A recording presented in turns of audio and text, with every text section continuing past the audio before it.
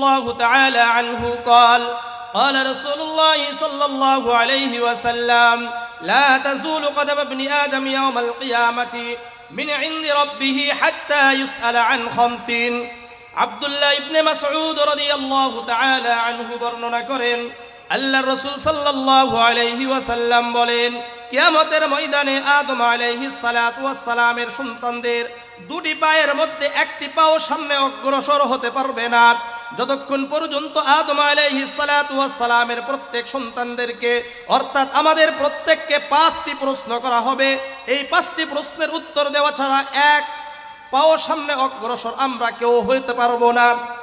1 নম্বর আন খামসিন ফি উমরিহি ফিমা আফনাহু, 1 নম্বর আল্লাহ তাআলা জিজ্ঞাসা করবেন আমি আল্লাহ তোমাদেরকে যেই জীবন দান করলাম এই জীবন কোথায় ব্যয় করেছো। 1 নম্বর আমাদেরকে আল্লাহ তাআলা 40 50 60 65 70 যেই জীবনটা দিলেন এই জীবনটা কোথায় ব্যয় করেছি, আল্লাহর ইবাদতে কাটিয়েছি না আল্লাহ তাআলার নাফরমানিতে কাটিয়েছি।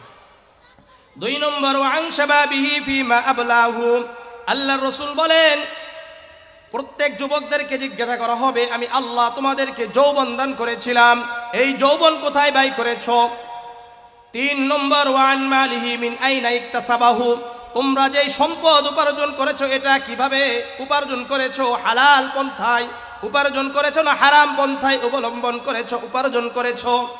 4 নম্বর ফিমা আনফাকাহু, এবং আল্লাহ রাব্বুল আলামিন জিজ্ঞাসা করবেন কোথায় তোমরা এই সম্পদকে ব্যয় করেছো, আল্লাহর রাস্তায় ব্যয় করেছো কিনা, কল্যাণকর জায়গা ব্যয় করেছো কিনা, মসজিদ মাদ্রাসায় ব্যয় করেছো কিনা, যেই জায়গাগুলো আল্লাহ তাআলার কথা হয় ওই জায়গায় ব্যয় করেছো কিনা। 5 নম্বর মাদা আমিলা ফিমা আলিমা, আল্লাহ রাব্বুল আলামিন জিজ্ঞাসা করবেন তোমরা কোরআন এবং হাদিসের ইলম কতটুকু অর্জন করেছো এবং কতটুকু তোমরা আমল করেছো। কয়টা প্রশ্ন? 5টা প্রশ্ন করা হবে। 1 নম্বর আমাদেরকে যে জীবন দান করলেন এটা কোথায় ব্যয় করেছি, এটাকে ইবাদতে ব্যয় করেছি কিনা। 2 নম্বর আমাদেরকে যে যৌবন আল্লাহ তাআলা দান করেছেন এই যৌবন কোথায় আমরা ব্যয় করেছি। এটা যদি আমাদের যৌবনটা আল্লাহ তাআলার জন্য ব্যয় হয়, যৌবন আমরা যদি আল্লাহর রাস্তায় ব্যয় করে ইবাদতে কাটিয়ে দিই তাহলে আল্লাহ রাব্বুল আলামিন আরশে আজিমের ছায়াতলে ছায়াদান করবেন। সহিহ বুখারীর 660 নম্বর হাদিস عن أبي هريرة رضي الله تعالى عنه قال قال رسول الله صلى الله عليه وسلم سبعة يظلهم الله في ظله يوم لا ظل إلا ظله।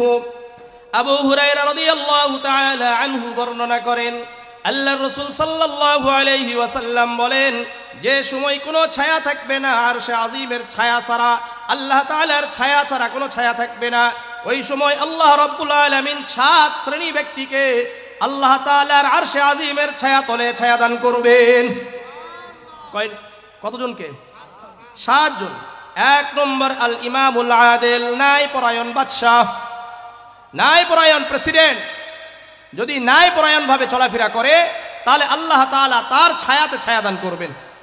2 নম্বর ওয়াশাবুন নাশা ফি ইবাদাতি রাব্বিহি আযজা ওয়া জাল্লা, যেই যুবক যৌবন বয়সে আল্লাহ তাআলাকে সিজদা করেছে, যেই যুবক যৌবন বয়সে আল্লাহর ইবাদত করে কাটিয়ে দিয়েছে ওই যুবককে আল্লাহ রাব্বুল আলামিন নিজের আরশে আজিমের ছায়া তলে ছায়া দান করবেন। 3 নম্বর রাজুলুন কলবুহু মুআল্লাকুন ফিল মাসাজিদ, যাদের অন্তর সর্বদা মসজিদের সাথে লটকানো থাকে, সর্বদা মনে করে আমি আবার কখন মসজিদে যাব, ফজরের সালাত আদায় করে আসার পরে হৃদয়টা অন্তরটা সব সময় কাতর হয়ে থাকে কখন আমি মসজিদে যাব। আবার যখন যোহরের সালাত আদায় করার পরে মনে হয় কখন আমি আসরের জন্য যাব, আসরের সালাত আদায় করে মনে করে কখন আমি মাগরিবের জন্য যাব, মাগরিবের সালাত আদায় করে মনে করে কখন আমি এশার সালাতের জন্য যাব, এশার সালাত আদায় করে আবার মনে করে কখন আমি ফজরের সালাত জামাতের সাথে আদায় করার জন্য মসজিদে আসব। বুঝাচ্ছে? যদি আমার আপনার অন্তরে যে মসজিদ হয়েছে আলহামদুলিল্লাহ, এই এলাকার মানুষ যদি সর্বদা তার অন্তরটাকে মসজিদের সাথে সংযুক্ত রেখে দেয় তাহলে আল্লাহ রাব্বুল আলামিন তাদেরকে আরশে আজিমের ছায়াতলে ছায়াদান করবেন। কারা কারা চান যে আরশে আজিমের ছায়াতলে ছায়াতে যেতে চান? চান তো না? তাহলে মসজিদে যাবেন তো ইনশাআল্লাহ। আল্লাহ কবুল করেন, আল্লাহ কবুল করেন। 4 নম্বর, ওয়ারজুলানি তাহাব্বা ফিল্লাহি ইজতামা আলাইহি ওয়া তাফাররাকা আলাইহি, দুইজন ব্যক্তি আল্লাহর জন্য একত্রিত হলো, আবার আল্লাহ তাআলার জন্য পৃথক হয়ে গেল। আমরা কার জন্য একত্রিত হয়েছি? আল্লাহ তাআলার জন্য একত্রিত হয়েছি। আবার আমরা পৃথক হব কার জন্য? আল্লাহর জন্য পৃথক হয়ে যাব। সুতরাং আল্লাহ রাব্বুল আলামিনের জন্য যদি আমরা একত্রিত হইতে পারি, তাহলে অবশ্যই অবশ্যই আল্লাহ তাআলা আরশে আজিমের ছায়াতলে ছায়াদান করবেন। ওয়ারাজুলুন তালাবাত, 5 নম্বর, ওয়ারাজুলুন তালাবাতহু ইমরাতু যাতু মানসাবিন ওয়া জামালিন ফাকালা ইন্নী আখাফুল্লাহ, একজন সুন্দরী নারী এক যুবককে বলল, আসো আমরা ফুর্তি করি, আসো আমরা মিলামিশা করি, কেউ দেখে না। তখন ওই ব্যক্তি বলল, ওই যুবক বলল, ইন্নী আখাফুল্লাহ, আমি আল্লাহকে ভয় করি। কাকে? আল্লাহকে ভয় করি। তাহলে এই যে যুবক বলল আমি আল্লাহকে ভয় করি, খারাপ কাছে গেল না, আল্লাহ তাআলা তাকেও আরশে আজিমের ছায়াতলে ছায়াদান করবেন। 6 নম্বর, ওয়ারাজুলুন তাসাদ্দাকা আখফা হাত্তা লা তা'লামা শিমালুহু মা তুনফিকু ইয়ামিনুহু, যে ব্যক্তি আল্লাহর জন্য দান করলো ডান হাত, কিন্তু বাম হাত জানতে পারলো না, ওই ব্যক্তিকেও আল্লাহ তাআলা আরশে আজিমের ছায়াতলে ছায়াদান করবেন। 7 নম্বর, ওয়ারাজুলুন যাকারাল্লাহ খালিয়ান ফাফাযাত আইনাহু, আর যে ব্যক্তি তাহাজ্জুদের সালাতের জন্য দাঁড়িয়ে গেল, তাহাজ্জুদের সালাত আদায় করে নির্জনে আল্লাহ তাআলার জন্য আল্লাহ তাআলার কাছে ক্রন্দন করলো, আল্লাহ আমি অনেক গুনাহ করেছি, আর গুনাহ করব না, আমি অনেক বিপদের মধ্যে রয়েছে, আর আল্লাহ ইয়া আল্লাহ আমাকে বিপদ থেকে মুক্তি দান করেন। এভাবে অশ্রু ছেড়ে দিল। আল্লাহ রাব্বুল আলামিন জন্য যে ব্যক্তি অশ্রু ঝরে দিতে পারলো নির্জনে, আল্লাহর রাসূল বলেন ওই ব্যক্তিকেও আল্লাহ তাআলা কিয়ামতের ময়দানে তার ছায়াতলে ছায়াদান করবেন। বুঝে আসছে? ওই যে 5টা প্রশ্ন, 1 নম্বর জীবনটা কোথায় ব্যয় করেছো, 2 নম্বর যৌবনটা কোথায় ব্যয় করেছো, ইবাদতে কাটাইলে কোথায় যেতে পারবো? আরশে আজিমের ছায়াতলে ছায়া পাবো। ঠিক আছে? 4 আর 3 নম্বর ছিল যে কোথায় থেকে তুমি সম্পদ উপার্জন করেছো আর কোথায় ব্যয় করেছো, আর 5 নম্বর তুমি কতটুকু কোরআন হাদিস শিখেছো আর এর উপর কতটুকু আমল করেছো। এই জন্য আমাদেরকে ইবাদতে কাটিয়ে দিতে হবে। আর ইবাদতের মধ্যে আমাদের মৌলিক 5টা ইবাদত কয়টা?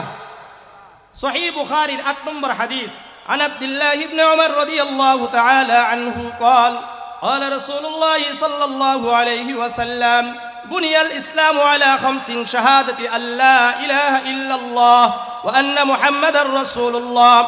আব্দুল্লাহ ইবনে উমর রাদিয়াল্লাহু তাআলা আনহু বর্ণনা করেন, আল্লাহর রাসূল সাল্লাল্লাহু আলাইহি ওয়াসাল্লাম বলেন, ইসলামের মূল স্তম্ভ হলো 5টি। কয়টি বলেন? 1 নম্বর ইকামিস সালাহ, নামাজ কায়েম করা 1 নম্বর বলেন। 2 নম্বর ইতাইজ যাকাত, যাকাত আদায় করা। 3 নম্বর বলেন বুনিয়াল ইসলামু আলা 5। 1 নম্বর এই কালিমার শাহাদাতের কালেমায়ে শাহাদাত স্বীকার করা, বলা আল্লাহ তাআলা ছাড়া কোনো ইলাহ নাই, আল্লাহ ছাড়া কারো ইবাদত করা যাবে না। আল্লাহ ছাড়া কারো ইবাদত করা যাবে? আল্লাহ ছাড়া কারো ইবাদত করা যাবে না। সূরা বনী ইসরাঈলের 23 নম্বর আয়াত আল্লাহ বলেন, ওয়া কাদা রাব্বুকা আল্লা তা'বুদু ইল্লা ইয়্যাহ। হে নবী আপনি বলে দেন, ওয়া কাদা রাব্বুকা আল্লা তা'বুদু, আপনার রবের ফয়সালা সিদ্ধান্ত তোমরা একমাত্র আল্লাহর ইবাদত করবে, আল্লাহর ইবাদত ছাড়া অন্য কারো ইবাদত করা যাবে না। আল্লাহ ছাড়া অন্য কারো কাছে কোনো কিছু চাওয়া যাবে? কোনো কিছু চাওয়া যাবে না। একমাত্র সব কিছু চাইবো আমরা কার কাছে? সাজদা করব কার কাছে? রুকু করব কাকে? আল্লাহকে। সূরাতুল আনআমের 162 নম্বর আয়াত আল্লাহ বলেন, কুল ইন্না সলাতি ওয়া নুসুকি ওয়া মাহইয়ায়া ওয়া মামাতি লিল্লাহি রাব্বিল আলামিন। হে নবী আপনি বলেন, কুল ইন্না সলাতি, আমার সালাত, আমার রুকু, আমার সাজদা আল্লাহর জন্য। কার জন্য? ওয়া নুসুকি, আমার কুরবানি আল্লাহর জন্য। ওয়া মাহইয়ায়া, আমার জীবন আল্লাহর জন্য। ওয়া মামাতি, আমার মৃত্যু আল্লাহর জন্য হবে। কার জন্য? আল্লাহর জন্য। সব কিছু আল্লাহর জন্য। এটাই হলো শাহাদাতি আল্লাহ ইলাহা ইল্লাল্লাহ ওয়া আন্না মুহাম্মাদার রাসূলুল্লাহ। আর দ্বিতীয় কথা, মুহাম্মাদুর রাসূলুল্লাহ আল্লাহর রাসূল। মুহাম্মদ সাল্লাল্লাহু আলাইহি সাল্লাম কার রাসূল? আল্লাহর রাসূল। এই জন্য মুহাম্মাদুর রাসূলুল্লাহকে অনুসরণ করতে হবে। একমাত্র ইবাদত করব কার? আল্লাহর। আমি মৌলিক কিছু কথা বলছি। আর মুহাম্মাদুর রাসূলুল্লাহকে নিজের জীবন থেকেও বেশি ভালোবাসবো, তাকে অনুসরণ করব। সূরা আলে ইমরানের 31 নম্বর আয়াত আল্লাহ বলেন, কুল ইন কুনতুম তুহিব্বুনাল্লাহ ফাত্তাবিউনি ইউহিব্বুকুমুল্লাহ। হে নবী আপনি বলেন, কুল ইন কুনতুম তুহিব্বুনাল্লাহ, তোমরা যদি আল্লাহর ভালোবাসা পেতে চাও, আল্লাহকে ভালোবাসো, ফাত্তাবিউনি, আমাকে অনুসরণ করো। কাকে অনুসরণ করব? রাসূলকে অনুসরণ করব। কাকে? রাসূলকে অনুসরণ করব। সহিহ বুখারীর 15 নম্বর হাদিস, عن أنس بن مالك رضي الله تعالى عنه قال قال رسول الله صلى الله عليه وسلم لا يؤمن أحدكم حتى أكون أحب إليه من والده وولده والناس أجمعين। আনাস ইবনে মালিক রাদিয়াল্লাহু তাআলা আনহু বর্ণনা করেন, আল্লাহর রাসূল সাল্লাল্লাহু আলাইহি ওয়াসাল্লাম বলেন, লা ইউমিনু আহাদুকুম হাত্তা আকুনা হাব্বা ইলাইহি, তোমরা ওই সময় পর্যন্ত প্রকৃত মুমিন হতে পারবা না যতক্ষণ পর্যন্ত তোমাদের কাছে তোমাদের পিতা থেকে তোমাদের সব কিছু থেকে আমি নবী মুহাম্মদুর রাসূলুল্লাহ বেশি প্রিয় হব না। আমাদের থেকে, আমাদের জীবন থেকে, আমাদের সন্তানদের থেকে, আমাদের পিতা মাতা থেকে, আমাদের নেতা থেকে, আমাদের পীর থেকে, আমাদের শায়েখ থেকে, আমাদের উস্তাদদের থেকে, সব কিছু থেকে আমাদের কাছে মুহাম্মদুর রাসূলুল্লাহ বেশি প্রিয় হতে হবে। তাহলেই আমরা প্রকৃত মুমিন হতে পারবো, নচেত আমরা প্রকৃত মুমিন হতে পারবো না। সহিহ বুখারীর 6632 নম্বর হাদিস, عن عبد الله بن هشام رضي الله تعالى عنه قال كنا مع النبي صلى الله عليه وسلم। আব্দুল্লাহ ইবনে হিশাম রাদিয়াল্লাহু তাআলা আনহু বর্ণনা করেন, উনি বলেন, আমরা আল্লাহর রাসূলের সাথে ছিলাম। কোথায় ছিল? আল্লাহর রাসূলের সাথে ছিলাম। হুয়া আখিদুম বিয়াদি উমর ইবনুল খাত্তাব রাদিয়াল্লাহু তাআলা আনহু, আর আল্লাহর রাসূল উমর ইবনুল খাত্তাবের হাত ধরে আছেন। ফাকাল লাহু উমর, ইয়া রাসূলুল্লাহ লা আনতা আহাব্বু ইলাইয়া মিন কুল্লি শাইইন ইল্লা মিন নাফসি। ইয়া রাসূলুল্লাহ, ইয়া হাবিবাল্লাহ, আপনি আমার কাছে দুনিয়ার সব কিছু থেকে প্রিয় শুধুমাত্র আমার জীবন ছাড়া। আমার জীবন ছাড়া দুনিয়ার সব কিছু থেকে আপনি আমার কাছে প্রিয়, কিন্তু আমার জীবনটা আপনার থেকে আমার কাছে বেশি প্রিয়। ফাকাল নবী সাল্লাল্লাহু আলাইহি ওয়াসাল্লাম লা, আল্লাহর রাসূল বললেন, হে ওমর, তুমি এখনো প্রকৃত মুমিন হতে পারো নাই। ওয়াল্লাযী নাফসি বিয়াদি হাত্তা আকুনা হাব্বা ইলাইকা মিন নাফসিক। হে ওমর, শুনে রাখো, যতক্ষণ পর্যন্ত আমি নবী মুহাম্মদুর রাসূলুল্লাহ তোমার জীবন থেকে তোমার কাছে বেশি প্রিয় হব না, ততক্ষণ পর্যন্ত তুমি প্রকৃত মুমিন হতে পারবা না। তাহলে আমাদের জীবন থেকেও আমাদের কাছে মুহাম্মদুর রাসূলুল্লাহ বেশি প্রিয় হতে হবে। তাহলে রাসূলুল্লাহর সুন্নাহগুলো আমাদের কাছে বেশি প্রিয় হতে হবে, তাই না? রাসূলুল্লাহ সাল্লাল্লাহু আলাইহি ওয়াসাল্লামের একটা বড় সুন্নত হলো দাড়ি রাখা। কি রাখা? দাড়ি রাখা। উমর ইবনুল খাত্তাব কিছুক্ষণ অপেক্ষা করার পরে বললেন, চিন্তা ভাবনা করে বললেন, ফাইন্নাহু আলআন ওয়াল্লাহি লা আনতা হাব্বু ইলাইয়া ইয়া রাসূলুল্লাহ ইয়া হাবিবাল্লাহ মিন নাফসি, আমার জীবন থেকেও আপনি বেশি আমার কাছে প্রিয়। এখন আল্লাহর রাসূল বললেন, আলআন ইয়া উমর, হে ওমর, এখন তুমি প্রকৃত মুমিন হয়ে গেলা। তাহলে প্রকৃত মুমিন হওয়ার জন্য রাসূলুল্লাহকে আমাদের জীবন থেকেও বেশি ভালোবাসতে হবে। তো বাসবেন তো ইনশাআল্লাহ? তাহলে রাসূলুল্লাহর সুন্নাহর উপর আমল করবেন। আল্লাহ আমাদেরকে কবুল করেন, আল্লাহ আমাদেরকে কবুল করেন, আল্লাহ আমাদেরকে কবুল করেন। তাহলে আমাদের এখানে ইকামিস সালাত, দ্বিতীয় নাম্বার ইকামিস সালাত, নামাজ কায়েম করা। 5টা স্তম্ভ না? 1 নম্বর কি গেল? কালেমায়ে শাহাদা, আশহাদু আল্লা ইলাহা ইল্লাল্লাহ ওয়াহদাহু লা শারীকা লা, আমি সাক্ষ্য দিচ্ছি আল্লাহ ছাড়া কোনো ইলাহ নাই, আল্লাহর সাথে কাউকে শরীক করা যাবে না, আল্লাহ তাআলার সাথে কোনোভাবেই কাউকে শরীক করা যাবে না। যে আল্লাহ তো আছেই, কিন্তু এটা ছাড়া হবে না, ওটা ছাড়া হবে না, এইরকম ভাবে ওটার মাধ্যমে করতে হবে, ওটার মাধ্যম ছাড়া যাওয়া যাবে না। এটা বাদ দিয়ে একমাত্র দোয়া করব কার কাছে? আল্লাহর কাছে। মনে থাকবে বিষয়টা। চাইবো কার কাছে? সন্তান চাইবো, রিজিক চাইবো, আমার আপনার ব্যবসায়ী বরকত হোক, এটা চাইবো কার কাছে? সব কিছু আল্লাহর কাছে চাইতে হবে। দ্বিতীয় নাম্বার, আমার আপনার পুরা জীবনটাকে কার পদ্ধতিতে চালাবো? মুহাম্মাদুর রাসূলুল্লাহ সাল্লাল্লাহু আলাইহি ওয়াসাল্লাম। দ্বিতীয় নাম্বার, ওয়া ইকামিস সালাত, নামাজ কায়েম করা। সূরাতুল আনকাবুতের 45 নম্বর আয়াত আল্লাহ বলেন, ইন্নাস সালাতা তানহা আনিল ফাহশাই ওয়াল মুনকার, নিশ্চয় সালাত সকল প্রকার অশ্লীল কাজ থেকে বিরত রাখবে, সকল প্রকার অশ্লীল কাজ থেকে বিরত রাখবে কে? সালাত, তাই না? আর আমরা কি বলি, আগে অন্তর ঠিক করি এরপরে নামাজ পড়ব। এখন যেই ভাইয়েরা বলে আগে অন্তর ঠিক হলে নামাজ পড়ব, তাদের কথা ঠিক না সূরাতুল আনকাবুতের মধ্যে 45 নম্বর আয়াত আল্লাহ বলছেন ওটা ঠিক? আল্লাহর কথা যদি ঠিক হয় তাহলে আপনাদের কথা বেঠিক, আর আপনাদের কথা যদি বেঠিক আমরা ঠিক করতে যাই তাহলে আল্লাহর কথাকে বেঠিক করতে হবে। তার আপনারা কার কথাকে ঠিক করবেন? যদি কোনো কেউ মনে করে যে না এটা আল্লাহ মনে হয় কোনোভাবে ভুল হয়ে গেছে, তার ঈমান থাকবে? আল্লাহ বুঝার তৌফিক দান করেন। তাহলে নামাজ পড়লে আমাদেরকে আল্লাহ তাআলা আমাদের সকল প্রকার খারাপ কাজ থেকে বিরত রাখবেন, তাই না? আসেন সূরা সুনানে নাসাঈর 463 নম্বর হাদিস, আন বুরাইদা রাদিয়াল্লাহু তাআলা আনহু قال قال رسول الله صلى الله عليه وسلم إن العهد الذي بيننا وبينهم الصلاة فمن تركها فقد كفر। আমাদের মাঝে আর তাদের মাঝে অর্থাৎ কাফেরদের মাঝে পার্থক্য হলো সালাত। যে ব্যক্তি সালাতকে ছেড়ে দিল ও যেন আস্তে আস্তে কুফরের দিকে চলে গেল। যে ব্যক্তি নামাজ পড়ে না দেখবেন আস্তে আস্তে নামাজকে অস্বীকার করবে। যে ব্যক্তি নামাজ পড়ে না ওর কিছুদিন পরে নামাজ পড়ে কি হবে, এই যে নামাজ পড়ে কি হবে, সে তো অলরেডি কাফের হয়ে গেছে। এই জন্য আমাদের মাঝে আর কাফেরদের মাঝে পার্থক্যটা কি? সালাত। এই জন্য সালাত আদায় করতে হবে, মনে থাকবে বিষয়।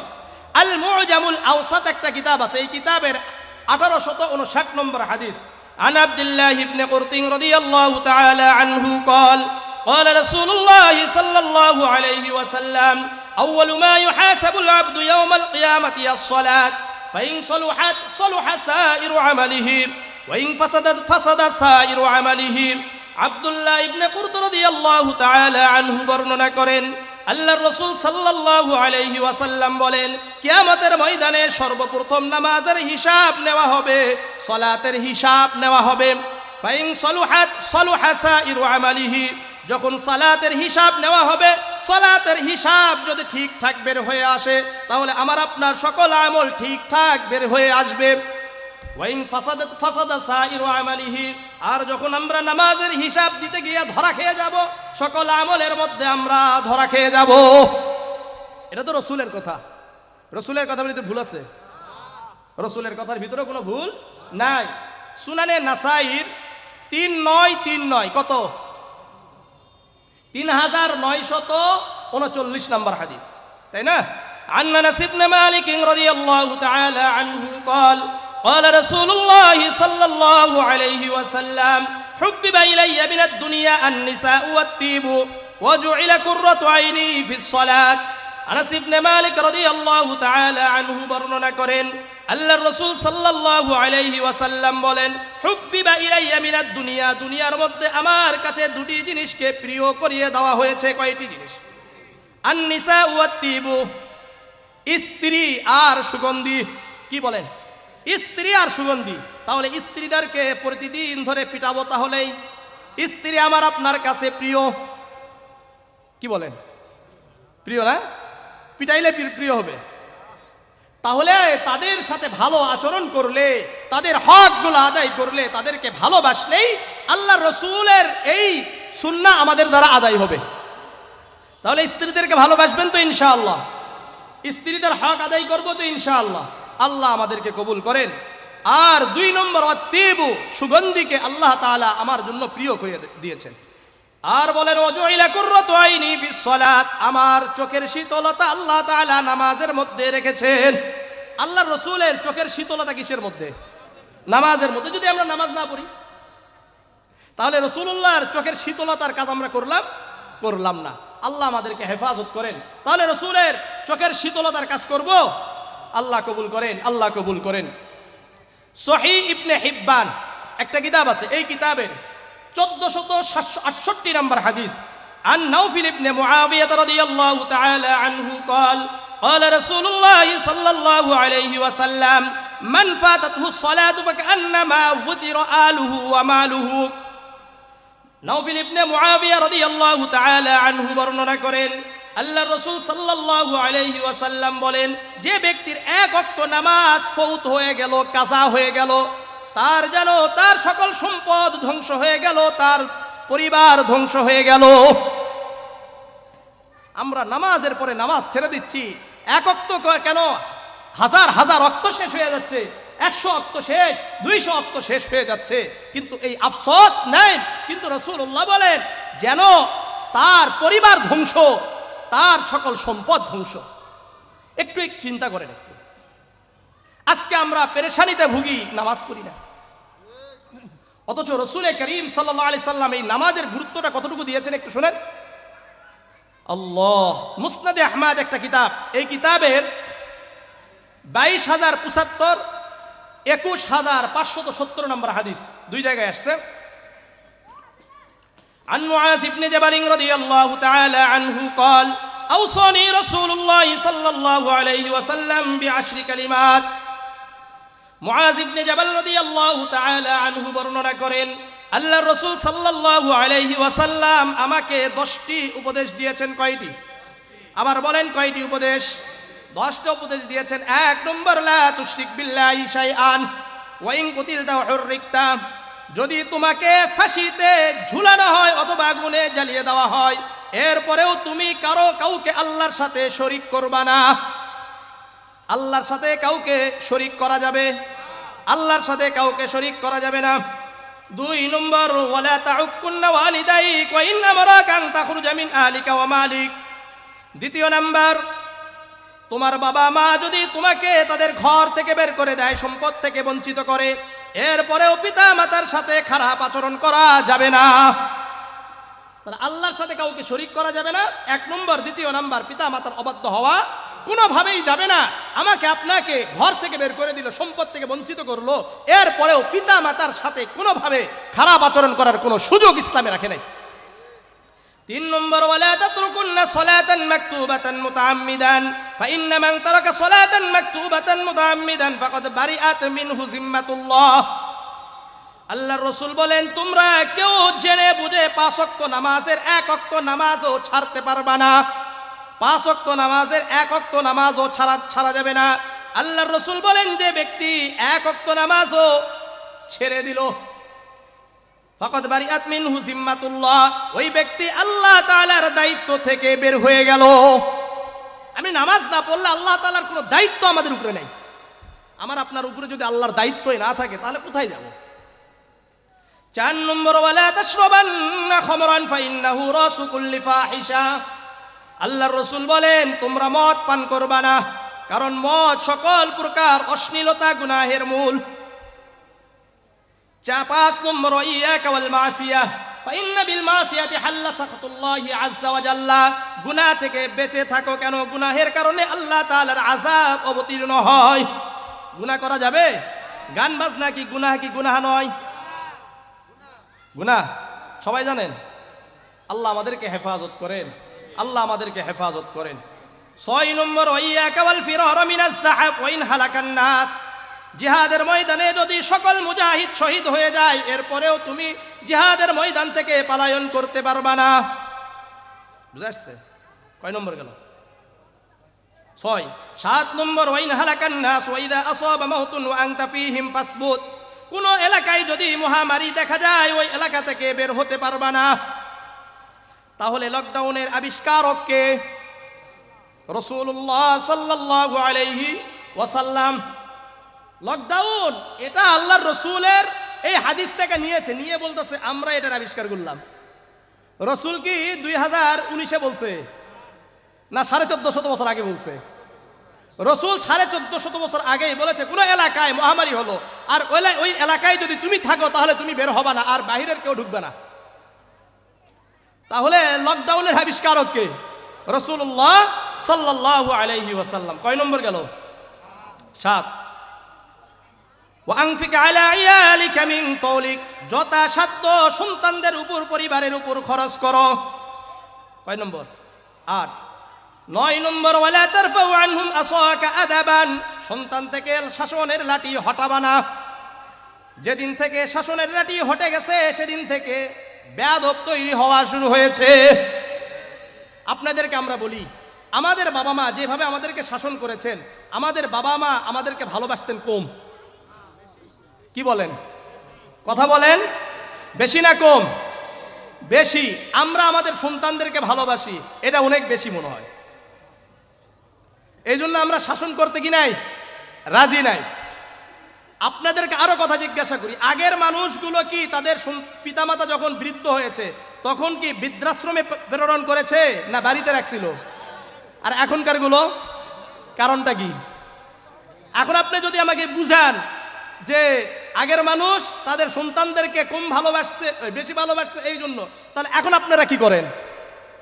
তাহলে বুঝা গেল আগের নিয়মটাই ঠিক আছে। আগের নিয়ম ঠিক থাকার কারণেই আগের সন্তানরা তাদের বাবা মাকে বৃদ্ধাশ্রমে পাঠাই নাই। তাহলে আগের নিয়মে যদি আমরা চলি, সন্তানদেরকে ভালোবাসবো, সাথে সাথে কি করব, শাসনটাও ঠিক রাখবো, তাহলে আমাদের সন্তান বৃদ্ধ অবস্থায় আমাদেরকে কোথায় প্রেরণ করবে না?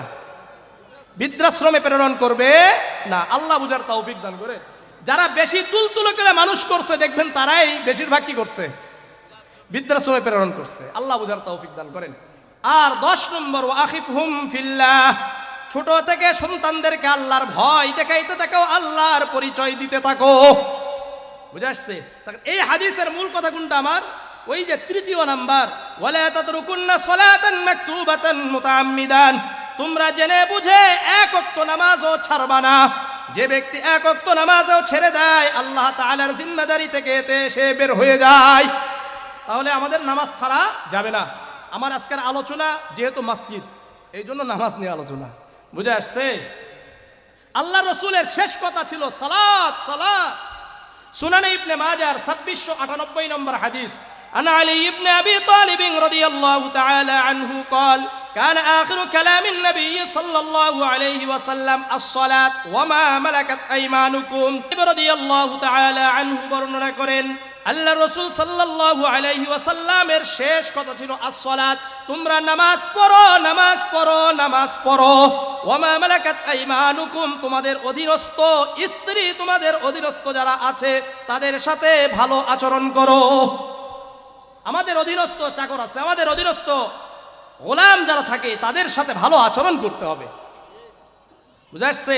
যারা 5 ওয়াক্ত সালাত আদায় করবেন আল্লাহ রাব্বুল আলামিন আপনার আমার গুনাহগুলোকে ঝেড়ে মুছে ছেড়ে দিবেন।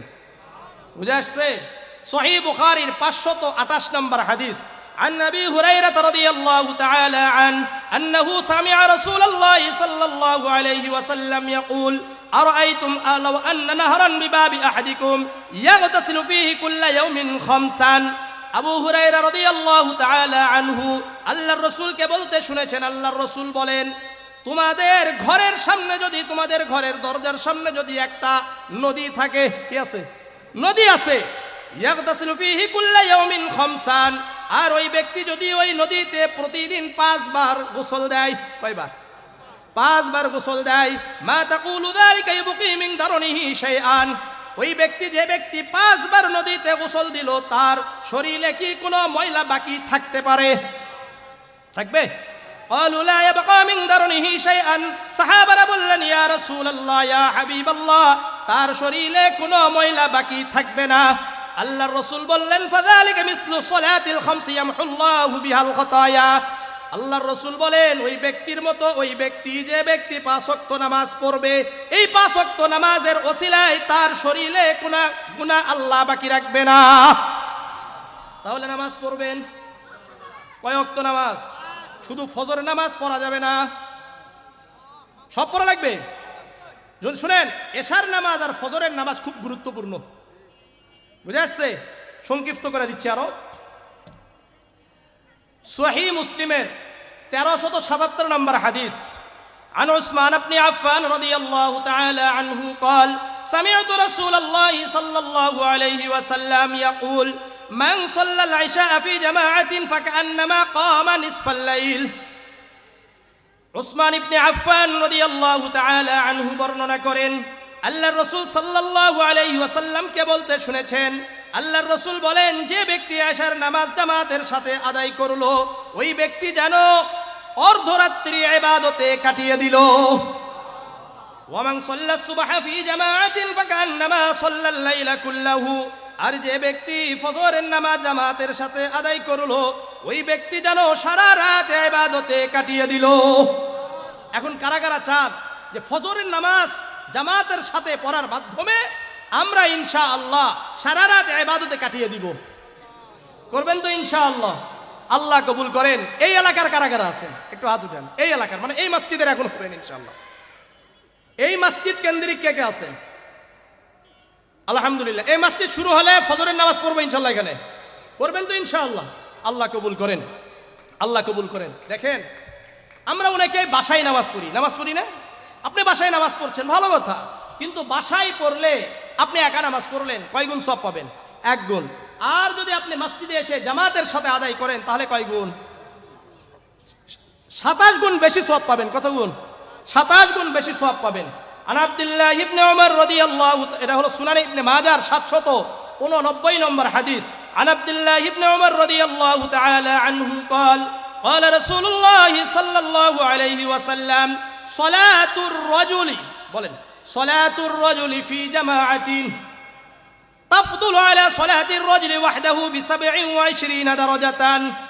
আব্দুল্লাহ ইবনে ওমর রাদিয়াল্লাহু তাআলা আনহু বর্ণনা করেন, আল্লাহর রাসূল সাল্লাল্লাহু আলাইহি ওয়াসাল্লাম বলেন, একজন ব্যক্তি 1 ওয়াক্ত নামাজ জামাতের সাথে আদায় করেছে, ওই ব্যক্তির 1 ওয়াক্ত নামাজ জামাতের সাথে আদায় করা, আরেকজন ব্যক্তি 27 ওয়াক্ত নামাজ একাকী পড়েছে। কয় ওয়াক্ত? 27 ওয়াক্ত নামাজ একাকী পড়েছে, তাহলে আল্লাহ রাব্বুল আলামিন তাকে এর থেকেও বেশি সওয়াব দান করবেন।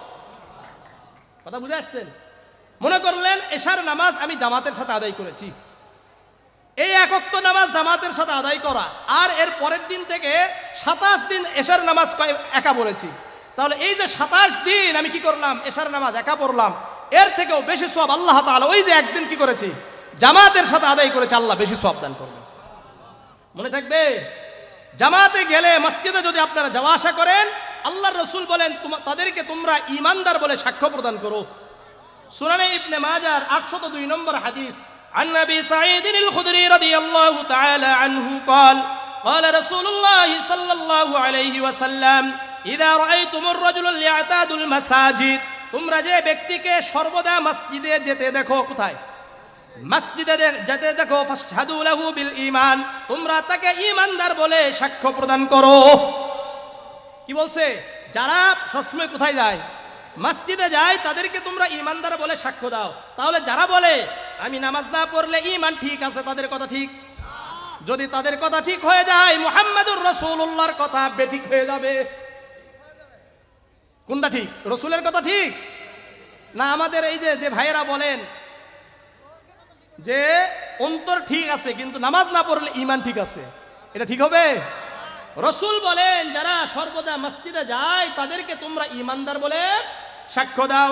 এরপরে আল্লাহ রাব্বুল আলামিনের একটি আয়াত আল্লাহর রাসূল তেলাওয়াত করলেন, ইন্নামা ইয়ামুরু মাসাজিদাল্লাহ মান আমানা বিল্লাহি ওয়াল ইয়াউমিল আখির ওয়া আকামাস সালাতা ওয়া আতাজ যাকাতা ওয়া লাম ইয়াখশা ইল্লাল্লাহ। মসজিদ তো তারাই আবাদ করে যারা আল্লাহকে আল্লাহর উপর ঈমান আনে। মসজিদ আবাদ করে কারা?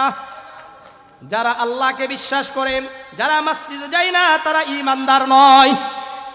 এটা এই হাদিস থেকে বোঝা যায় না আয়াত থেকে বোঝা যায়? আয়াত থেকে বোঝা যায়, হাদিস থেকেও বোঝা যায়। আল্লাহর রাসূল বললেন সর্বদা যাদেরকে মসজিদে যেতে দেখো তাদেরকে ঈমানদার বলে সাক্ষ্য প্রদান করো। এটা রাসূল বললেন, বলে সাহাবাদেরকে আরো কথাটাকে শক্তিশালী করার জন্য কোরআনের আয়াত, যেমন আমরা দলিল দিচ্ছি না, রাসূলুল্লাহও তার কথার উপরে আল্লাহ তাআলার বিভিন্ন আয়াতকে দলিল দিতেন। দলিল দিচ্ছেন, এই দেখো, ইন্নামা ইয়ামুরু মাসাজিদাল্লাহ, আল্লাহর ঘর আল্লাহর মসজিদ তারাই আবাদ করে যারা আল্লাহর উপর ঈমান আনে। ওয়া আকামাস সালাত, তারা নামাজ কায়েম করে। ওয়া আতাজ যাকাত, তারা যাকাত আদায় করে। ওয়া লাম ইয়াখশা ইল্লাল্লাহ, আল্লাহ ছাড়া কাউকে ভয় করে না। তাহলে মসজিদ আবাদ করবে কারা? যারা নামাজ পড়বে, যারা ঈমান আনবে, তারা যারা যাকাত আদায় করবে। এই জন্য মসজিদের কমিটিতে তারাই থাকবে যারা নামাজ পড়বে, যারা আল্লাহকে ভয় করবে। নামাজ নাই, কিছুই নাই, খালি মসজিদের সভাপতি হলে সেক্রেটারি হলে সমস্যা আছে। এই মসজিদের কোনো ভালো মন্দ বুঝবে না। ভালো মন্দ বুঝবে না, কারণ সুযোগ সুবিধা এটা কারা বুঝে? যারা 5 ওয়াক্ত নামাজ পড়ে। বুঝে আসছে? আল্লাহ বুঝার তৌফিক দান করেন। আর জামাতের সাথে যদি আমি 40 দিন পড়ি, আল্লাহ তাআলা 2টা পুরস্কার দান করবেন। কয়টা? জামিআ তিরমিজির 241 নম্বর হাদিস। عن أنس بن مالك رضي الله تعالى عنه قال قال رسول الله صلى الله عليه وسلم من صلى لله 40 يوما في جماعة। আনাস ইবনে মালিক রাদিয়াল্লাহু তাআলা আনহু বর্ণনা করেন, আল্লাহর রাসূল সাল্লাল্লাহু আলাইহি ওয়াসাল্লাম বলেন, যে ব্যক্তি আল্লাহর জন্য 40 দিন জামাতের সাথে তাকবীরে উলার সাথে নামাজ আদায় করলো, মসজিদে গেছে জামাতের সাথে তাকবীরে উলা, অর্থাৎ ইমাম সাহেব বলল আল্লাহু আকবার, আমরাও বললাম আল্লাহু আকবার, কয় দিন? কয় ওয়াক্ত নামাজ? 5 ওয়াক্ত নামাজ। ইদরিকু তাকবীরাতাল উলা কুতিবাত লাহু বারাআতানি, আল্লাহ তাআলা তাকে দুটি পরওয়ানা দান করবেন, দুটি পুরস্কার দান করবেন। কুতিবাত লাহু বারাআতুম মিনান নার ওয়া বারাআতুম মিনান নিফাক, 1 নম্বর জাহান্নাম থেকে আল্লাহ মুক্তি দিয়ে দিবেন, 2 নম্বর মুনাফিকি খাতা থেকে নাম কাটিয়ে দিবেন। বুঝা আসছে? তাহলে আমরা কার জন্য ইবাদত করব? আল্লাহর জন্য। নামাজ পড়ব কার জন্য? আল্লাহর জন্য। এই জন্য জামাতের সাথে আদায় করার জন্যই মসজিদ দরকার। কি দরকার? মসজিদ দরকার। এই জন্য মসজিদে আসা দরকার। কারা কারা আসবেন? সবাই। আল্লাহ কবুল করেন, আল্লাহ কবুল করেন, আল্লাহ কবুল। শুনেন, মসজিদে আসা, বিশেষ করে ফজরের নামাজ, এগুলো মসজিদে আসার কতটা গুরুত্ব। সহিহ বুখারীর 615 নম্বর হাদিস। عن أبي هريرة رضي الله تعالى عنه قال قال رسول الله صلى الله عليه وسلم لو يعلم الناس ما في النداء والصف الأول ثم لم يجدوا إلا أن يستهموا عليه لاستهموا عليه। আবু হুরায়রা রাদিয়াল্লাহু তাআলা আনহু বর্ণনা করেন, আল্লাহর রাসূল সাল্লাল্লাহু আলাইহি ওয়াসাল্লাম বলেন, যদি মানুষরা জানতো আযান দেওয়ার ফজিলত কি, যদি কিসের ফজিলত জানতো? আযান দেওয়ার ফজিলত জানতো, আর জামাতে গিয়ে মসজিদে গিয়ে প্রথম কাতারের ফজিলত জানতো, আর এই দুটা লটারি করা ছাড়া পাওয়া যেত না, তাহলে সবাই লটারিতে অংশগ্রহণ করত। আগে আমি আযান দিব, আগে আমি 5 ওয়াক্ত নামাজ জামাতের সাথে একবার কোথায়? সামনের কাতারে পড়ব। এই জন্য সামনের কাতারে যাওয়া দরকার। ঠিক আছে? এরপরে রাসূল বলেন, ওয়ালাউ ইয়ালামুনা মা ফিত তাহজিজ লাস্তাবাকু আলাইহি, আর যদি মানুষ জানতো জোহরের নামাজ আউয়াল ওয়াক্তে পড়ার কি ফজিলত, তাহলেও তারা প্রতিযোগিতা করত।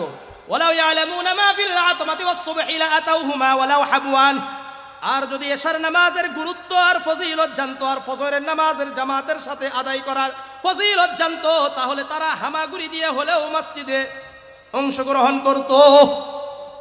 মসজিদে গিয়ে জামাতের সাথে আদায় করতো। তখন কিভাবে? হামাগুড়ি দিয়ে, মানে হাঁটতে পারে না, সে হামাগুড়ি দিয়ে হলেও মসজিদে যেত। এই জন্য আলহামদুলিল্লাহ মসজিদ আপনাদের বিভিন্ন জায়গায় দূরে দূরে ছিল। আল্লাহ রাব্বুল আলামিন এই সৈয়দ আলী পরিবার থেকে আল্লাহ রাব্বুল আলামিন তাদের মনকে আল্লাহ তাআলার জন্য খুলে দিয়েছেন। তারা মসজিদ আমাদের জন্য কি করছে? একটা সুযোগ করে দিয়েছেন যে যারা কাছে আছে তারা যেন মসজিদে আসতে পারে। এই জন্য আমাদের এই সুযোগ গ্রহণ করা দরকার। আছে কি নাই? আছে কি নাই? আচ্ছা, আলহামদুলিল্লাহ ওনারা ওনাদের বাবার জন্য, ওনাদের মায়ের জন্য, আল্লাহ তাআলার জন্য জায়গাটাকে দান করে দিয়েছেন, মসজিদটা দিয়ে দিয়েছেন। এখন আমাদের কর্তব্য তাদেরকে সহযোগিতা করা। তাদেরকে কি করা? সহযোগিতা করা। সহযোগিতা করবেন? কারা কারা করবেন? সহযোগিতা কিভাবে করবেন? হ্যাঁ, নামাজ পড়াই শুধু, টাকা পয়সা দিয়ে করতে হবে না? করবেন?